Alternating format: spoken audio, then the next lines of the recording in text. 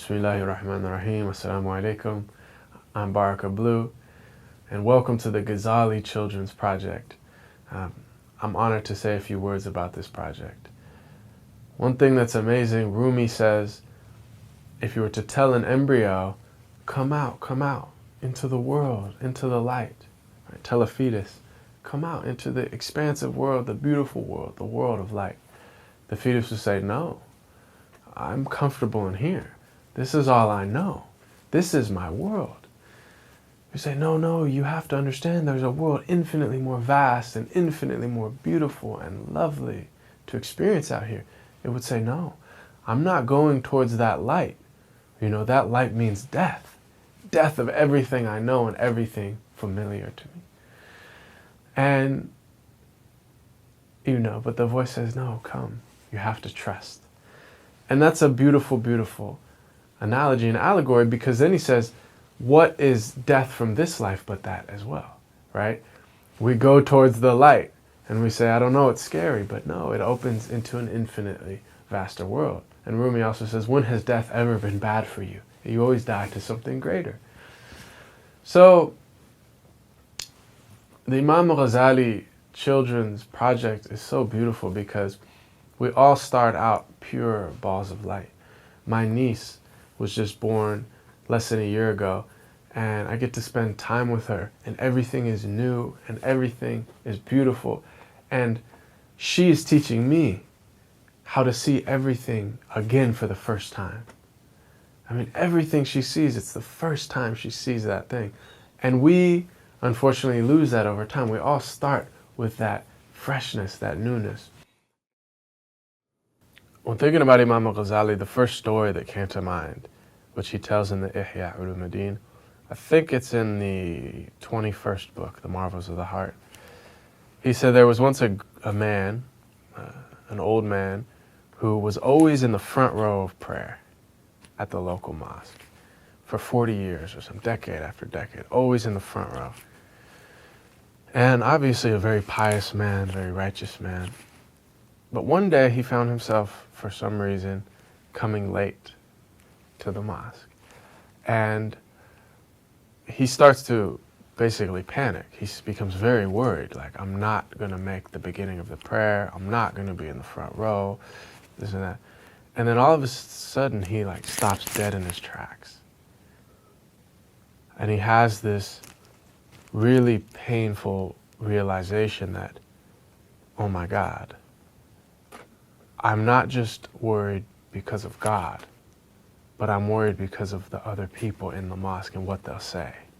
They're used to me being this man in the front row. They're going to say, where is he? Oh, why isn't he there? And then he realized my going to the mosque this whole time has been polluted with a type of subtle shirk, a type of subtle polytheism where I've been actually thinking about others and not just about Allah. And, as Imam Al Ghazali tells it, he resolves in that moment to make up all of his prayers for the last 40 years. And he does so. And what's so powerful about that is that Imam Al Ghazali is one of these people who their writing is so connected to their life, their autobiography. And it's interesting because the genre of autobiography is quite rare in Islamic society, pre-modern society. But Imam Al Ghazali was one of the few people that wrote an autobiography. But it was a spiritual autobiography. It wasn't like, and I was born and I had this many brothers and sisters or this many children. It was about his spiritual journey. And it's very useful. I mean, it's a powerful book. But in there, he touches on the fact that, he, in a sense, was that man. A lot of the Ihya, if you really study it and you read his autobiography, you see a lot of it is autobiographical. All the diseases he's talking about, the way he rates them, the way he structures it, it's dealing with his own journey and his own process. And that's why it's so powerful, because we're all on our own journey.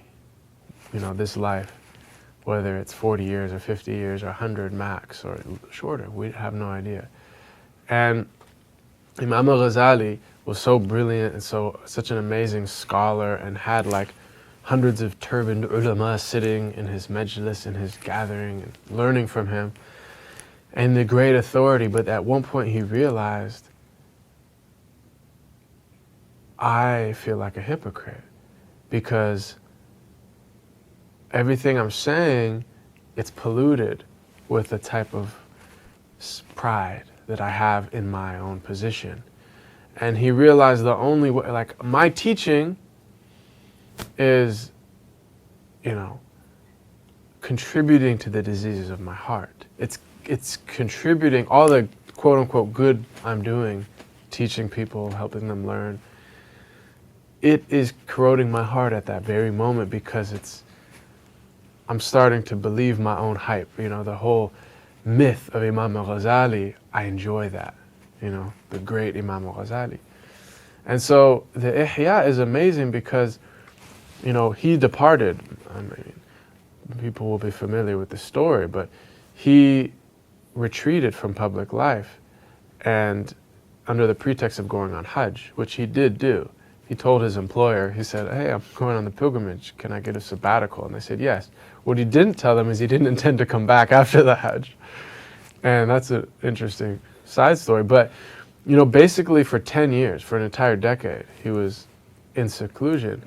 And another story that they tell of Imam Al Ghazali is, while he was in seclusion, he was doing that work on himself, because he was saying, this whole tension, you could say, in our spiritual life between the form and the spirit, between the outward and the inward, because we are these beings of outwardness and inwardness. We're icebergs. You can, the tip is there, but we have a vast world below, and that's what it's really about. And that's what Imam Al Ghazali gets at in the Ihya, is that, the architecture of the Ihya. My friend Shaykh Yahya wrote his master's thesis on the architecture of the Ihya, how Imam Al Ghazali structured it.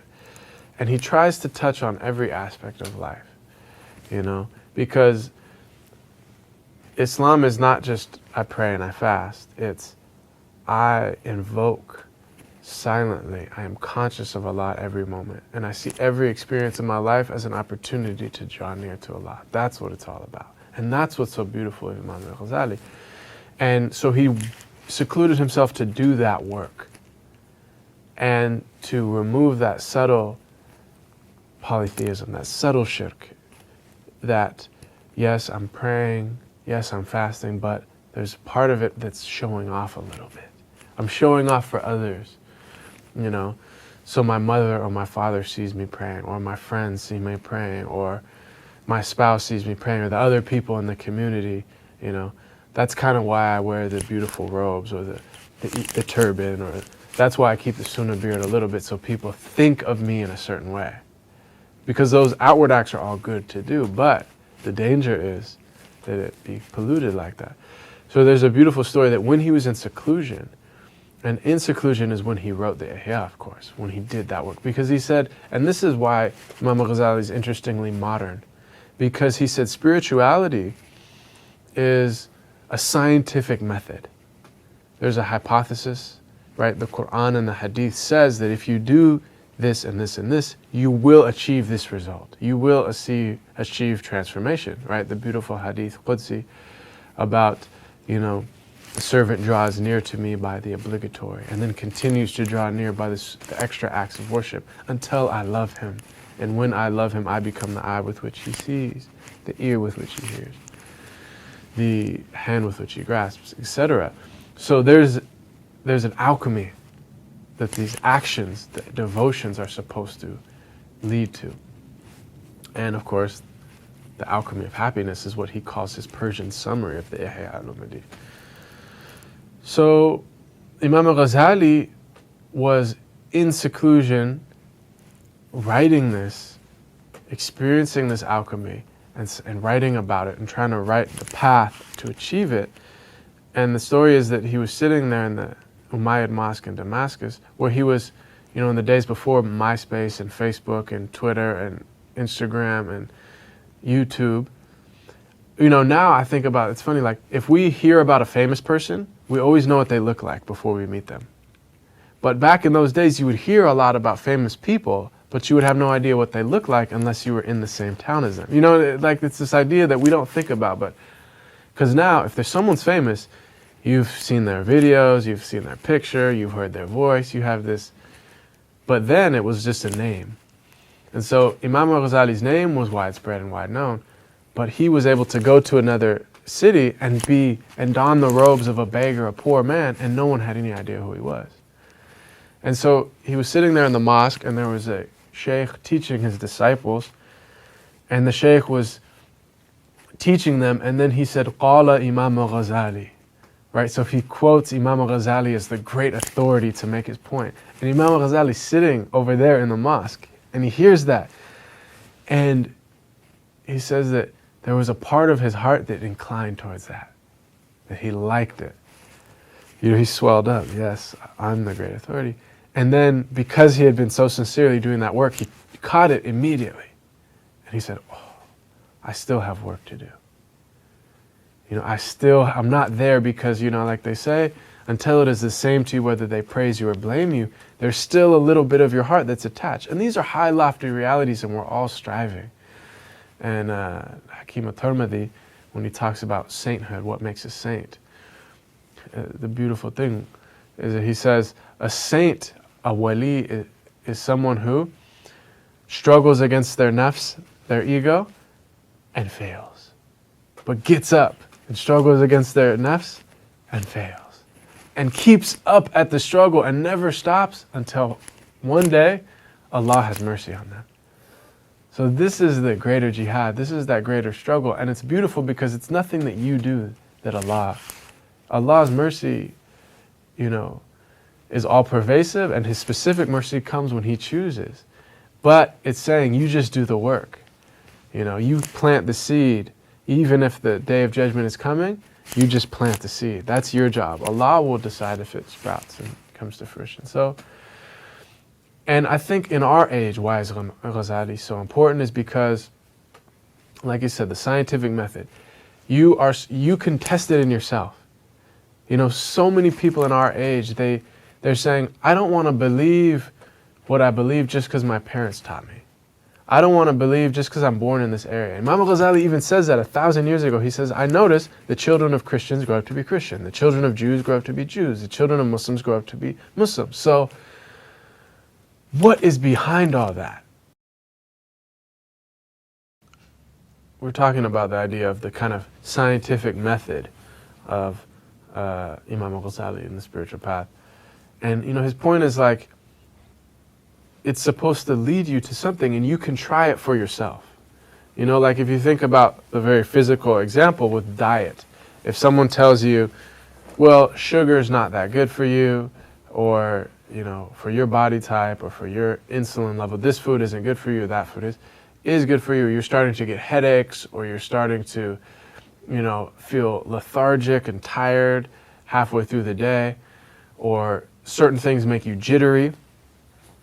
You don't have to take anyone's, you know, authority. Like if a doctor or a parent says you shouldn't do this because this will lead to that result, you could say, okay, let me try that for myself. And so for 21 days or 1 month or 40 days, you can cut out sugar or cut out caffeine or cut out something, and you can see for yourself, right? Your own body is the laboratory, and you can see if it's true or not.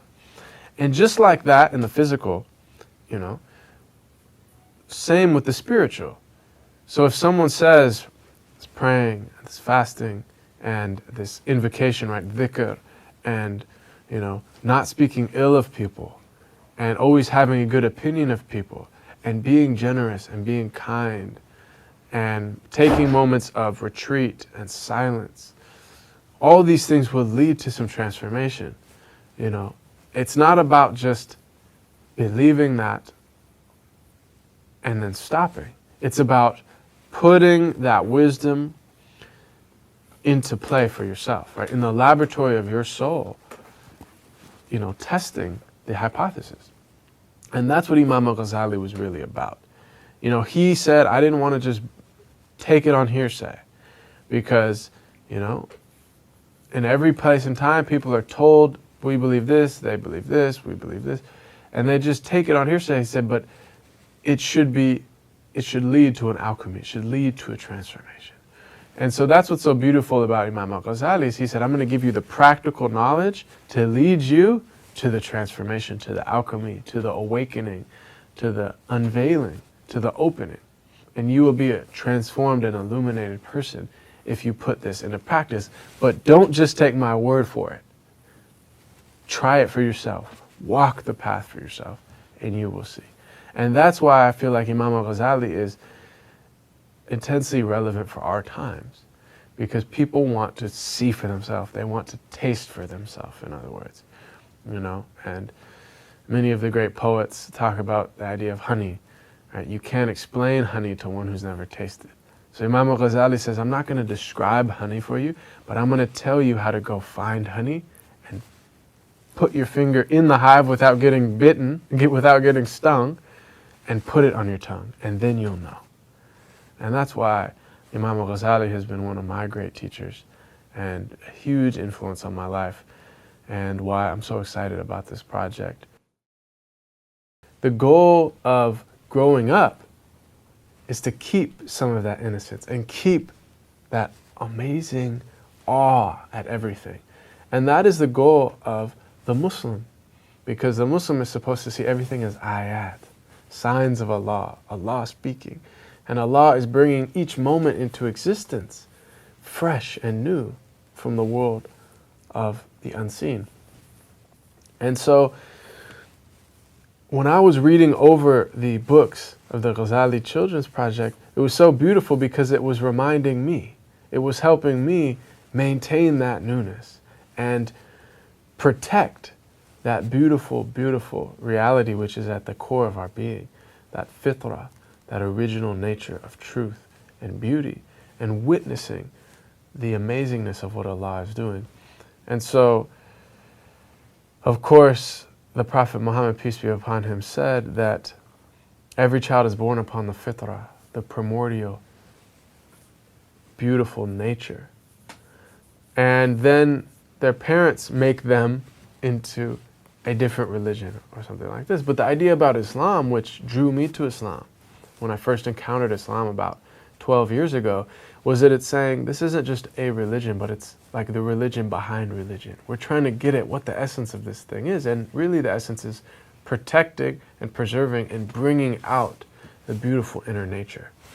And so our job as people who are growing up or grown up or, you know, raising children or raising nieces and nephews or educators or teachers is to help young people, and I consider myself a young person as well, to try to preserve that and to try to bring that out, right? Because Imam Al Ghazali says we have those different natures. We have the true self, which is the beautiful, luminous self.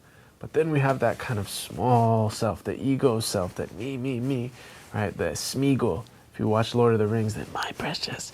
It wants everything for itself. It doesn't want anyone else to have it. But the true self is merciful and generous and noble because it knows it can't lose anything, that it's all connected to the ultimate divine reality, Allah Ta'ala. So this project for all of us, teachers, parents, or students, or young people, it allows us to reclaim and reconnect with our true nature, our original nature. And it helps us to bring that out for our young people, especially as they grow. And we just want to help them maintain their perfect, pure, celestial nature and not lose that in the world. So, inshallah, I'm sure that this project will help all of us to do that, no matter what age or stage of development we're at.